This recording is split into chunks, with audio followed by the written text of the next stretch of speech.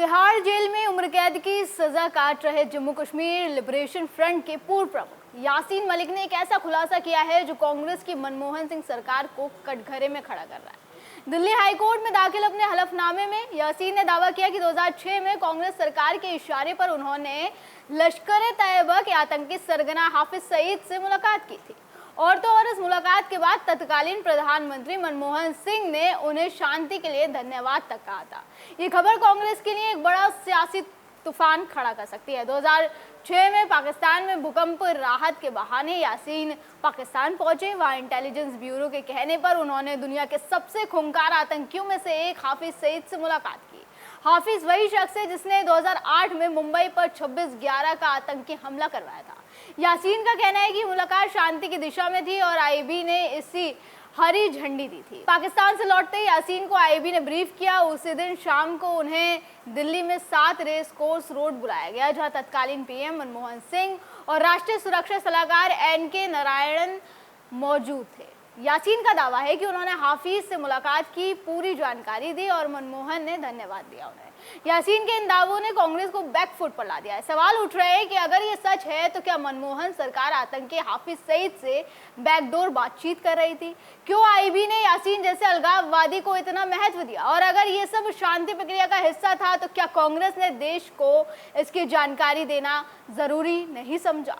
NBT की report के मुताबिक यासीन का कहना है कि यह सिलसिला 1990 से शुरू हुआ था। 1990 में मलिक को प्रधानमंत्री चंद्रशेखर के कार्यकाल में गिरफ्तार किया गया था। दावा किया गया है कि मुलाकातों का सिलसिला तभी शुरू हुआ। पहली बार गिरफ्तारी के बाद उसे दिल्ली के महरौली स्थित गेस्ट हाउस में ले जाया गया। वहां बीएसएफ के चीफ इंटेलिजेंस ब्यूरो के स्पेशल डायरेक्टर और पुलिस प्रमुख जेएन सक्सेना ने मुलाकात की। तब उसे प्रधानमंत्री के साथ डिनर का ऑफर भी दिया गया, जिसे उसने रिजेक्ट कर दिया।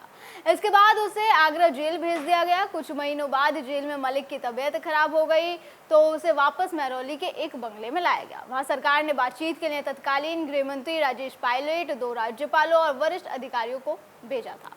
इस हलफनामे में और भी मुलाकातों के बारे में जिक्र किया गया, लेकिन मनमोहन सिंह वाले मामले पर अब बवाल खड़ा हो गया है। बीजेपी ने भी अब कांग्रेस को घेरना शुरू कर दिया है।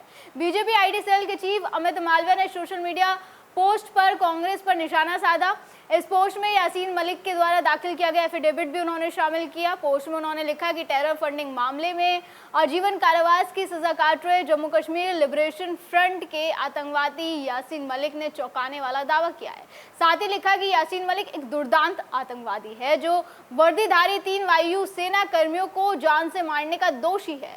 ये राज्य के विरुद्ध युद्ध छेड़ने के समान है और उसे कानून की पूरी ताकत का सामना करना चाहिए। अगर ये नए दावे सच हैं तो ये यूपीए सरकार के राष्ट्रीय सुरक्षा प्रबंधन और गुप्त कूटनीति पर गंभीर सवाल खड़े करता है। अब सोशल मीडिया पर भी इस मुद्दे ने जोर पकड़ लिया है। सोशल मीडिया यूजर्स कांग्रेस पर सवाल खड़े करते हुए दिखाई दे रहे हैं। उनका कहना है कि भाई असली हाइड्रोजन बम तो यासीन मलिक ने ही फोड़ दिया। बता दें, टेरर फंडिंग मामले में अगली सुनवाई 10 नवंबर को होगी, जिसके लिए लंबे समय से यासीन मलिक तिहाड़ जेल में उम्र कैद की सजा काट रहे हैं। बहरहाल यासीन के उन दावों के बाद देखना होगा कि यासीन मलिक के दावे सच है या ये जेल से अपनी रिहाई की कोशिश में बनाया गया एक जाल है।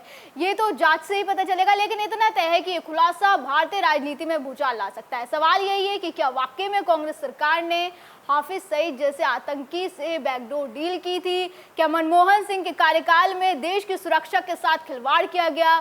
दिल्ली हाई कोर्ट में यासीन का यह हलफनामा अब एक बड़े सियासी ड्रामे का केंद्र बन चुका है, जिसमें सबसे ज्यादा चौंकाने वाली बात यह है कि कांग्रेस ने इस पर मौन धारण कर रखा है। अब देखना होगा कि क्या कांग्रेस इस खुलासे का जवाब देगी तो कब तक देगी, या फिर वो मौन रहकर इस सियासी तूफान को और बड़ा होने का इंतजार करेगी। दर्शकों, इस खबर पर आपका क्या कहना है हमें कमेंट करके जरूर बताएं। फिलहाल आज की वीडियो में बस इतना ही। अगली बार फिर होगी मुलाकात। आप देखते रहे जीएनपी इंडिया, हर खबर भरोसे के साथ।